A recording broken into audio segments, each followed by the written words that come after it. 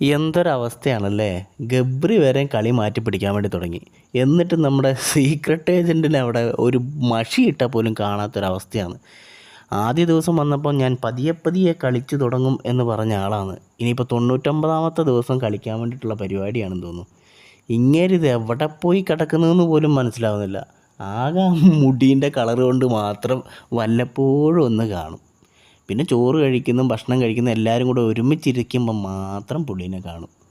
എൻ്റെ പൊന്നണ്ണ, വെറുതെ ആ കാറിൻ്റെ അകത്ത് ക്യാമറയും ഓൺ ചെയ്ത് വല്ല നാട്ടുവിശേഷങ്ങളും പറഞ്ഞ്, ഇപ്പോൾ ഇലക്ഷനൊക്കെ അല്ലേ, ഒരുപാട് കഥകൾ കിട്ടുമായിരുന്നു.